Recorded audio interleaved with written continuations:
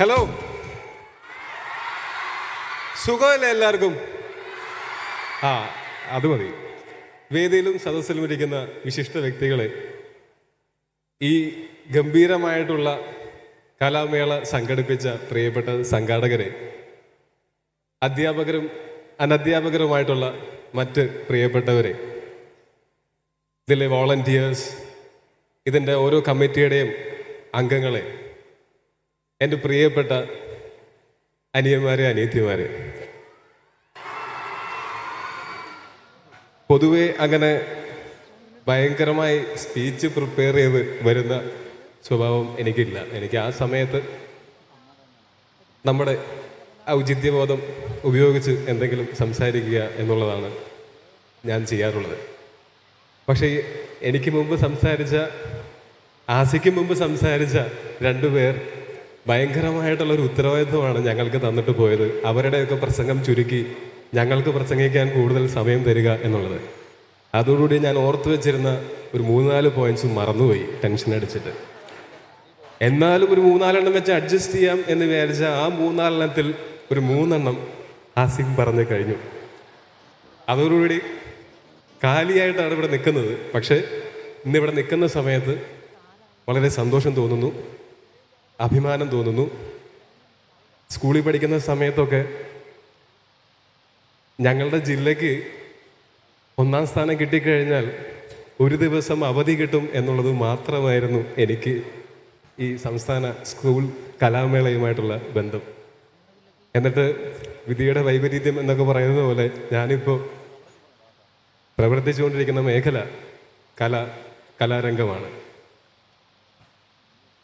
ഇനി ഞാൻ നാട്ടിൽ ചെന്ന് എല്ലാവരോടും പറയും, അല്ലെങ്കിൽ പുതുതായി പരിചയപ്പെടുന്ന ആൾക്കാരോട് പറയും, ഞാൻ സംസ്ഥാന സ്കൂൾ കലോത്സവത്തിലൊക്കെ പങ്കെടുത്തിട്ടുള്ള ആളാണെന്ന്. നന്ദി, എനിക്ക് അങ്ങനെ ഒരു അവസരം ഒരുക്കി തന്നതിന്. Thank you.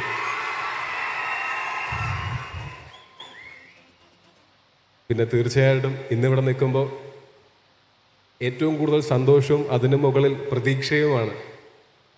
ഇത്രയും 15,000-ഓളം കലാകാരന്മാരും കലാകാരിമാരും ഭാവിയുടെ വാഗ്ദാനങ്ങളായിട്ട്, കലാരംഗത്തിൻ്റെ ഭാവിയുടെ വാഗ്ദാനങ്ങളായിട്ട് വളർന്നു വരുന്നത് കാണുന്നത് വളരെ അഭിമാനവും അതോടൊപ്പം വലിയ പ്രതീക്ഷയുമാണ്.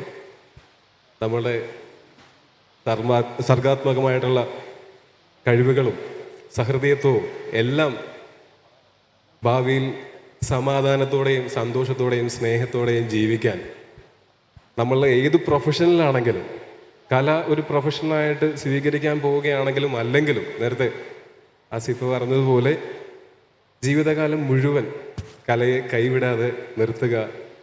കല മനുഷ്യരെ തമ്മിൽ അടുപ്പിക്കും, സ്നേഹിപ്പിക്കും, എന്നും സന്തോഷം തരുന്ന, എന്നും കലയുടെ അൾട്ടിമേറ്റ് ആയിട്ടുള്ള ലക്ഷ്യം വിനോദമാണെങ്കിലും അതിലൂടെ ഉണ്ടാകുന്ന സൗഹൃദങ്ങളും, ഇപ്പം ഇന്ന് ഇവിടെ വന്നതിന് ശേഷം നിങ്ങൾക്ക് ഉണ്ടായിട്ടുള്ള എത്രയോ സൗഹൃദങ്ങൾ ഉണ്ടായിട്ടുണ്ടാവും. അതുപോലെ ഇനി തുടർന്നും സൗഹൃദങ്ങൾ ഉണ്ടാക്കാനും സമാധാനമുണ്ടാവാനും ആളുകളെ സ്നേഹിക്കാനും അടുപ്പിക്കാനും ഒക്കെ കലാകാരന്മാരും കലാകാരിമാരുമായിട്ട് തുടരുക. എല്ലാവിധ ആശംസകളും. ഒപ്പം ഇവരെ ഏറ്റവും ഇന്ന് ഈ ചടങ്ങ് ഇവിടെ നടക്കുന്ന സമയത്ത് അഭിനന്ദിക്കപ്പെടേണ്ടതായിട്ടുള്ള ഒരുപാട് ആളുകളുണ്ട്. ഇതിൻ്റെ സംഘാടകരായിട്ടുള്ള നമ്മളുടെ ബഹുമാനപ്പെട്ട വിദ്യാഭ്യാസ വകുപ്പും, ഇതിൻ്റെ നേരത്തെ പറഞ്ഞ പോലെ ഇതിൻ്റെ കമ്മിറ്റികളും നിരവധി കമ്മിറ്റികളും നിരവധി വോളണ്ടിയേഴ്സും വിദ്യാർത്ഥികളെയെല്ലാം പരിശീലിപ്പിച്ച് കൊണ്ടുപോകുന്ന ഗുരുക്കന്മാരും അവരുടെയൊക്കെ മാതാപിതാക്കന്മാരും എല്ലാവരോടും ഞാൻ എൻ്റെ അഭിനന്ദനങ്ങളും സ്നേഹവും അറിയിക്കുകയാണ്. ഒപ്പം വിജയികളായിട്ടുള്ള ഒരുപാട് മത്സരങ്ങളുണ്ടായിരുന്നു. ആ മത്സരങ്ങളിലെല്ലാം വിജയികളായിട്ടുള്ള എല്ലാവരോടും ഞാൻ എൻ്റെ ഹൃദയം നിറഞ്ഞ അഭിനന്ദനം അറിയിക്കുകയാണ്.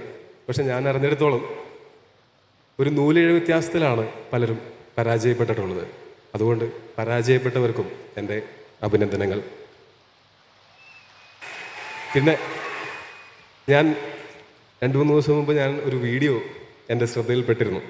അപ്പോൾ കഴിഞ്ഞ തവണ മമ്മൂക്ക വന്നപ്പോൾ മമ്മൂക്കയും അതുപോലത്തെ ഒരു വീഡിയോ കണ്ടതിന് ശേഷമാണ് എന്ത് വസ്ത്രം ധരിക്കണം എന്നുള്ളത് തീരുമാനിച്ചത്. ഞാൻ ആ വീഡിയോ കണ്ടപ്പോൾ എനിക്കതിൽ ഏറ്റവും സന്തോഷം തോന്നിയത്, ഞാൻ ഏത് വേഷത്തിൽ വന്നാലും കാണാൻ ഇഷ്ടമാണ് എന്ന് പറഞ്ഞു കേട്ടപ്പോൾ ഒരുപാട് സന്തോഷം തോന്നി. ഒരുപാട് നന്ദി, ഒരുപാട് സ്നേഹം. പക്ഷെ ആ കൂട്ടത്തിൽ കുറേ ആൾക്കാർ പറഞ്ഞു, കറുത്ത ഷർട്ടും വെളുത്ത മുണ്ടും എടുത്ത് വന്നാൽ നല്ല രസമായിരിക്കുമെന്ന്. ഭാഗ്യവശാൽ എൻ്റെ കയ്യിൽ ഏറ്റവും കൂടുതലുള്ളത് കറുത്ത ഷർട്ടുകളായതുകൊണ്ട് എനിക്കത് വളരെ എളുപ്പമായിരുന്നു. വേറെ കുറച്ച് പേര് പറഞ്ഞു മോഡേൺ ആയിട്ടുള്ള വേഷത്തിൽ വരുന്നതാണ് ഇഷ്ടമെന്ന്. അവരെന്നോട് ക്ഷമിക്കുക, അടുത്ത തവണ എനിക്ക് ഇങ്ങനെ ഒരു ചടങ്ങിന് ഒരു ഇൻവൈറ്റ് കിട്ടുകയാണെങ്കിൽ തീർച്ചയായിട്ടും അവർക്ക് വേണ്ടി ആ മോഡേൺ വസ്ത്രങ്ങൾ ഇട്ടിട്ട് വരാൻ ശ്രമിക്കാം. എല്ലാവർക്കും പുതുവത്സരാശംസകൾ.